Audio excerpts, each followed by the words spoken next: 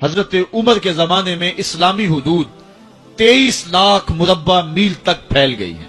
माँ बराउ नहर का इलाका भी फतह हो गया, उधर आर्मीनिया तक पहुंचे। ये थोड़े से अरसे के अंदर अजीमतों की कैसी दास्तान रकम की। इकबाल तड़प के कहते हैं, दिए जाने कभी यूरोप के कलीसाओं में, कभी अफ्रीका के तपते हुए सहराओं में, दश्तो दश्त दरिया भी न छोड़े हमने, बहरे जुल्मात में दौड़ा दिए घोड़े हमने। हुक्मरान तो वो थे लोगों की दहलीज पे अमन देने वाले, लोगों की चौखट पे जो है वो नूर बांटने वाले। हजरत उमर दिन को तख्ते हुकूमत पे बैठते थे और उनका तख्त को सोने जबरजद का नहीं था, मस्जिद नबवी की चटाई थी, और सारा दिन वहां बैठ के लोगों की बातें सुनते। और जब रात के अंधेरे गहरे होते, उमर भेष बदल के मदीने की गलियों का गश्त करते। कहा, तुम्हारे घर से धुआं निकल रहा है और बच्चे रो रहे हैं, उनको खाना क्यों नहीं देती? कहने लगी, उमर की जान को रो रही। उमर के पांव तले से जमीन निकल गए। कहा, क्या हुआ? कहा, 3 दिन से हमारे यहां खाने के लिए कुछ नहीं है। रोजाना बच्चे रोते हैं और मैं हंडिया के अंदर पत्थर डाल करके नीचे से आग डालती रहती हूँ कि बच्चे इंतजार कर करके सो जाएंगे। कम वक्त सो भी नहीं रहे और वो पत्थर पकेंगे भी क्या, और मैं उमर की जान को रो रही हूं। हजरत उमर का कलेजा दहलने लगा। फौरन पलटे वापस बैतुल माल में आए, घी का एक कनस्तर लिया, आटे की बोरी ली, मिर्च मसाला जात बहुत कुछ उठाया, अपने कंधे पे रखा, बोरी अपनी कमर पे ला दी। उमर बैतुल माल से निकले तो आपके खादम असलम ने देख लिया, आगे बढ़ा, कहा, मेरे आका मैं उठाता हूं। उमर की आंखों में आंसू है। कहा, असलम कयामत के दिन मेरा बोझ उठा लोगे? कहा, कयामत के दिन तो अपना अपना बोझ उठाना पड़ेगा। कहा, उमर को आज अपना ही उठाने दो। हजरत उमर वो घी का कनस्तर और वो आटे की बोरी सर पे उठाए हैं और उस खातून के घर जाते हैं और दस्तक देते हैं। वो जब देखती है उसकी जान में जान आ जाती है। कहा, जल्दी जल्दी आटा गूंदो, और उमर सब्जी काटने लग जाते हैं। हजरत उमर रदी अल्लाह ताला अन्हो सब्जी तैयार कर देते, उधर आटा गूंद जाता है और फिर ऊपर चूल्हा रखा जाता है, चूल्हे के अंदर आग रखी जाती है, वो खाना पकाने लगती है, आग बुझती है। तारीख ने लिखा है, आग बुझने लगती है, उमर झुक करके फूंके मारता है। उमर झुक झुक के फूंके मारता है। खाना पक गया और बच्चों के सामने खाना रख दिया, बच्चे खा रहे हैं। अब बच्चे रो रो के निढाल हो चुके थे। हजरत उमर अपने हाथों को और अपने घुटनों को और अपने पांव को जमीन पे लगा के, जिस तरह बकरी का बच्चा चलता है, वेड़े के अंदर कभी इधर चलते हैं कभी इधर चलते हैं, ताकि बच्चे मुझे देख के खुश हों और दिल में कहते, उमर जितना रुलाया है अब इतना हंसाना भी पड़ेगा। तो कभी उमर अमीरुल मोमिनीन, ये मैं किसी आज के जो है वो लोगों के वोटों पे मुंतखब होने वाले हुक्मरान की कहानी नहीं सुना रहा, मैं उस उमर की कहानी सुना रहा हूं जो 23 लाख मुरब्बा मील का हुक्मरान है, आधी दुनिया का बादशाह है। हजरत उमर जो है जिस तरह बकरी का बच्चा चलता है, इस तरह अपने हाथ और अपने घुटने जमीन पे टेक करके जो है वो इस तरह चलते हैं। बच्चे उमर को देख के मुस्कुराते हैं। जब बच्चे मुस्कुराने लगे तो हजरत उमर ने उस खातून से कहा, बुढ़िया उमर को माफ कर दे। उसने कहा, तू इतनी हमदर्दी क्यों करता है? कहा, उमर बेचारा बड़ा फंसा हुआ है, फिक्र है उसको यरमूक को फुस्तातो हुलवान की, जब फतह है मिस्र तो तैयारी है ईरान की, आते जाते वफद से मुलाकात भी करता होगा और शब को मालूम हालात भी करता होगा, कांटों में उलझी हुई बेचारे की जान है, नींद उसको भी आती है, आखिर वो इंसान है, मेरी बहन उमर को माफ कर दे। उसने कहा, नाना उमर की बात मेरे सामने न कर, कयामत का दिन होगा, उमर का गिरेबान होगा और मेरा हाथ होगा। जब उसने ये बात कही तो उमर बर्दाश्त न कर सके, बच्चों की तरह बिलक बिलक कर रोने लगे। कहा, वो बदनसीब उमर तेरे सामने है, आज ही कहला जो कहना है, कयामत के दिन मुझे माफ रखना। उसने कहा, तू उमर है? कहा, बदनसीब उमर तेरे सामने खड़ा हूं। मेरे उमर कहते हैं, अगर दजला के किनारे एक बकरी का बच्चा भी प्यासा मर गया, उसका हिसाब भी उमर से लिया जाएगा। एक दिन हजरत उमर बैठ के रो रहे थे, तो किसी ने कहा, हजरत रो क्यों रहे हैं? फरमाया कि मैं इसलिए रो रहा हूं कि फलां पुल से बकरियां गुजरी हैं, तो पुल के अंदर शिकस्तगी थी, टूटा हुआ था पुल दरमियान में, उसमें एक बकरी की टांग टूट गई है। तो मैं डरता हूं कि मेरा रब ये ना पूछे कि उमर तूने पुल सही तामीर नहीं करवाए थे कि एक बकरी की टांग क्यों टूटी है। ये है हजरत उमर रदी अल्लाह ताला अन्हो। اللہ اکبر. تو اللہ تعالیٰ جل شانہ نے حضرت سیدنا عمر بن خطاب رضی اللہ تعالیٰ عنہ سے جو کام لیا، مختصر دور خلافت کے اندر 10 سال 6 ماہ 4 دن آپ نے خلافت فرمائی ہے، لیکن کہاں سے چلے اور یہاں مکران تک، بلوچستان کا حصہ ہے، یہاں تک آپ کے سلطنت کی حدود وسیع، ادھر آرمینیا تک جا پہنچے، حمص فتح کیا، قادسیہ، یرموک. آپ ذرا دیکھیے کہ کہاں تک آپ کی فوجوں کے گھوڑے دوڑتے رہے، اور اللہ تعالیٰ جل شانہ نے ان کو جو توانائی، عدل و انصاف کی قوت عطا فرمائی. اللہ اکبر. جب زمین پہ عدل کیا ہو تو زمین بھی حکم مانتی ہے، اور حضرت عمر وہ تھے جن کا حکم ہوائیں بھی مانتی تھی، زمین بھی مانتی تھی، جن کا حکم جو ہے وہ آگ بھی تسلیم کرتی تھی اور دریا بھی ان کا حکم مانا کرتے تھے.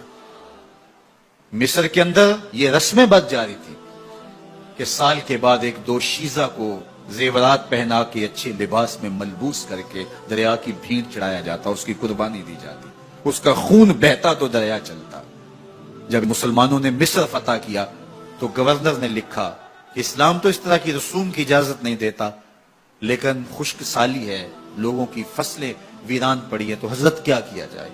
تو حضرت عمر رضی اللہ تعالیٰ عنہ کاغذ کے ٹکڑے پہ لکھتے ہیں بسم اللہ الرحمن الرحیم. مصر کے نیل کی جانب عمر کا خط لکھتے ہیں، اے نیل اگر تو اللہ کے حکم سے چلا کرتا ہے تو چل، ورنہ ہمیں تیرے چلنے کی کوئی حاجت نہیں ہے.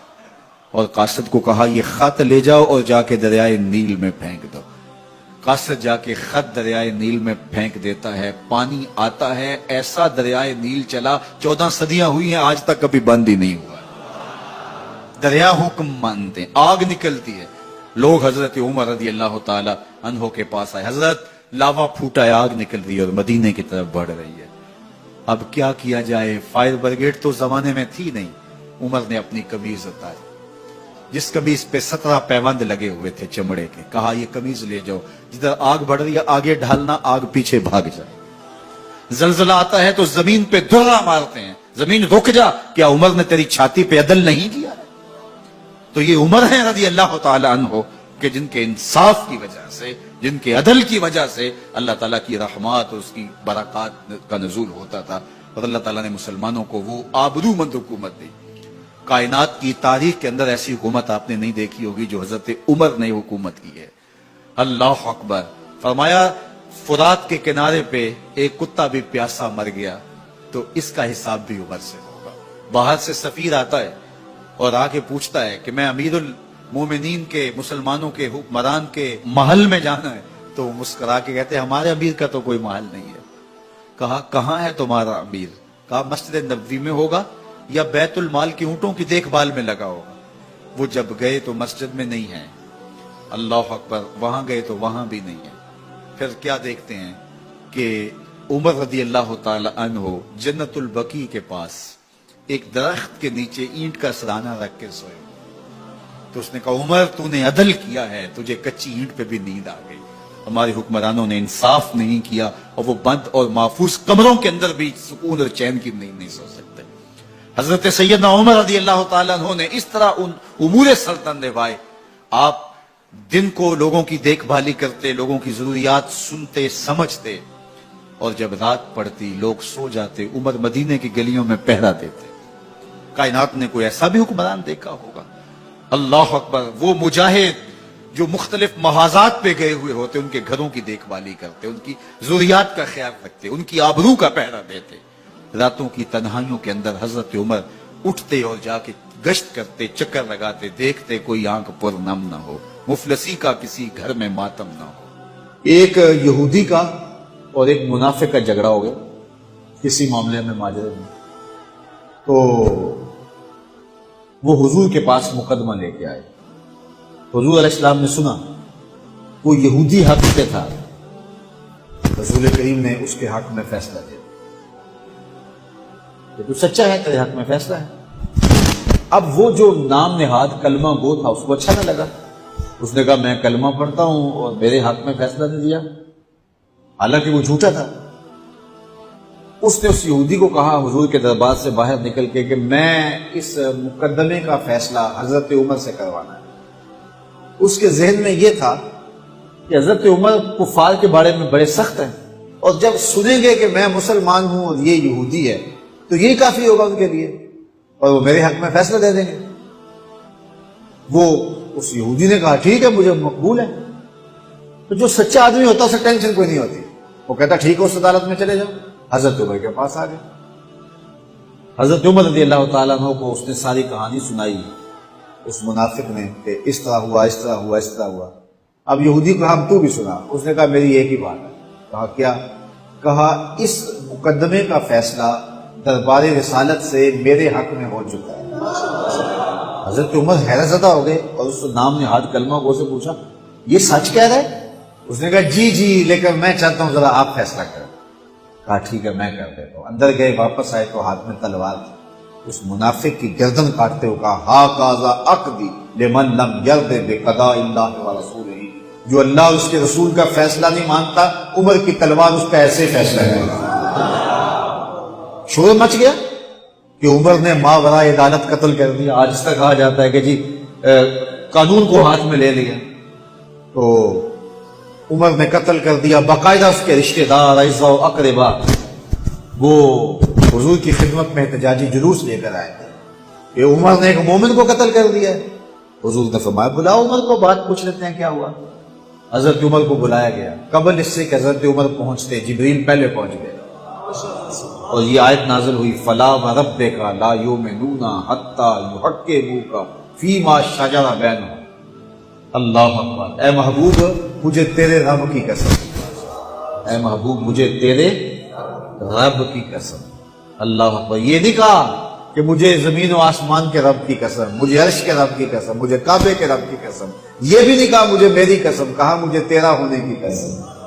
فلا وربک، مجھے تیرے رب کی قسم، لا یؤمنون حتی یحکموک فیما شجر بینہم، اتنی دیر تک کوئی مومن ہو ہی نہیں سکتا جب تک اپنے مقدموں میں تجھے حاکم نہ مانے، اپنے اختلافات میں، اپنے فیصلوں میں تجھے فیصل نہ مان لے۔